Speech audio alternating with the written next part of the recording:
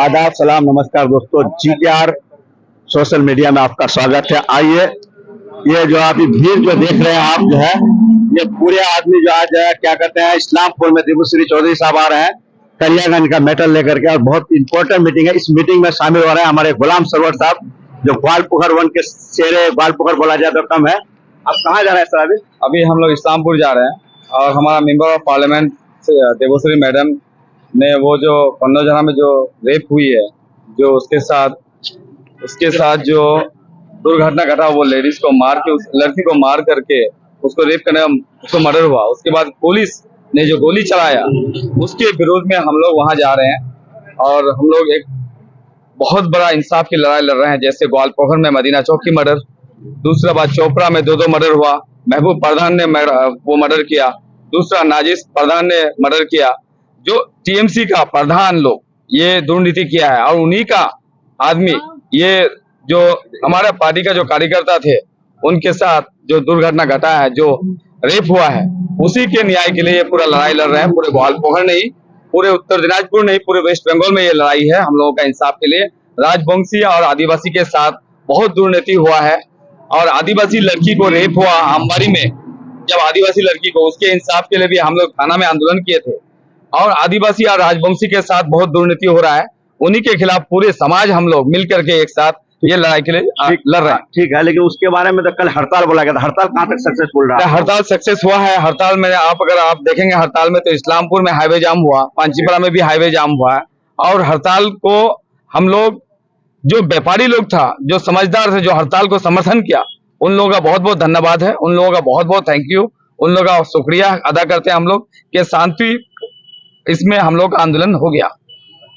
तो आप यहाँ ग्वालपोखर का जो आरिफ का मर्डर केस के बारे में, अब तक कहाँ तक केस चला है उसके बारे में बता सकते हैं? जी बिल्कुल, आरिफ का मर्डर केस में अगर आप बात करें तो उसमें बहुत कुछ किए हैं हम लोग।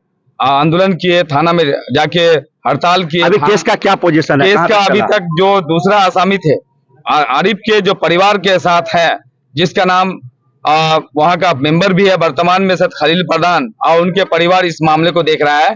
वो लोग हम लोगों को, अगर हम लोगों की मदद चाहिए, हम लोगों को बुलाए पार्टी लेवल में, तो अभी भी ये लड़ाई लड़ सकते हैं।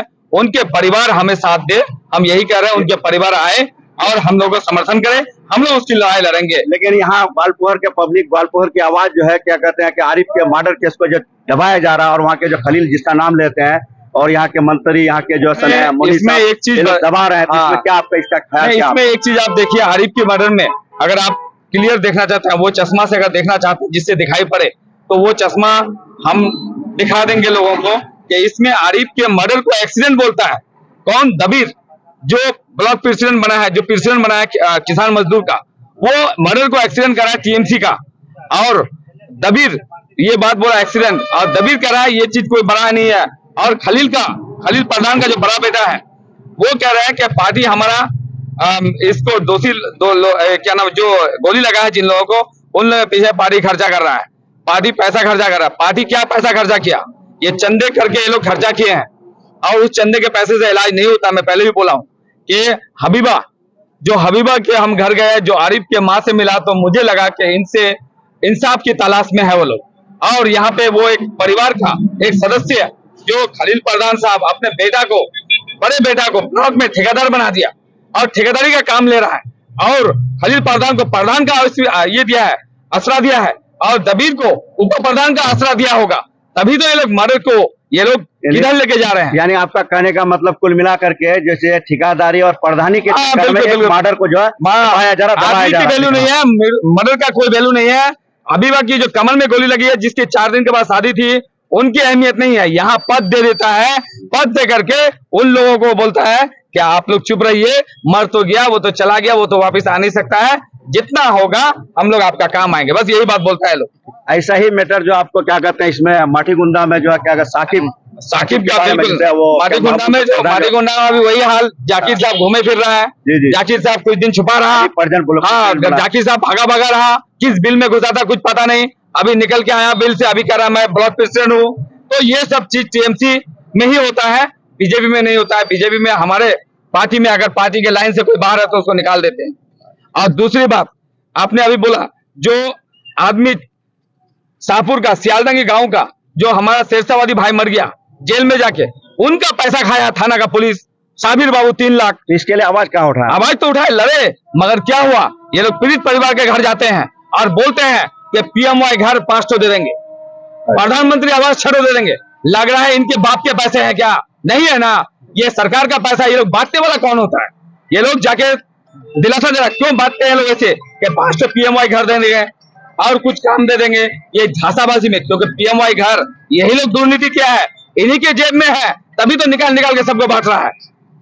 यानी कुल मिलाकर के आपका कहना है कि टीएमसी के जो अभी प्रेजेंट हुकूमत है, ये कहीं भी मतलब जो जुल्म होता है तो उस जुल्म को छुपा देते हैं और छुपाने के लिए अपना स्कीम का जो सहारा लेते हैं। बिल्कुल, अभी अभिषेक बनर्जी आ रहा है, ये सारा मर्डर जो हुआ ग्वालपोखर उत्तर दिनाजपुर हमारा डिस्ट्रिक्ट में, इन मर्डर का हिसाब दे दे वो जो चकलिया में आ रहा है, सिरसी मदरसा में, वहाँ पे यही सवाल जवाब होगी। नहीं तो अभिषेक बनर्जी का तो मतलब जब खुला ऐलान कि आप जाके वहाँ सवाल कर सकते हैं, बिल्कुल, और पब्लिक से डायरेक्टली कनेक्ट मैं करेंगे। तो मेरे आपके मीडिया के माध्यम से मैं यही बात बोलूंगा, जितने भी लोग सुन रहे हैं वो सीधा अभिषेक बनर्जी को क्वेश्चन करे कि उत्तर दिनाजपुर में ग्वालपोखर ब्लॉक में आरिफ का हत्या हुआ, हबीबा बहन की कमर में गोली लगी है, एक का बाबुल भाई का टांग कट गया और एक भाई का कंधे में गोली लगा, और चोपड़ा ब्लॉक में 2 और महबूब प्रधान ने 2 एक मर्डर किया और एक को सिविक पुलिस को मार दिया।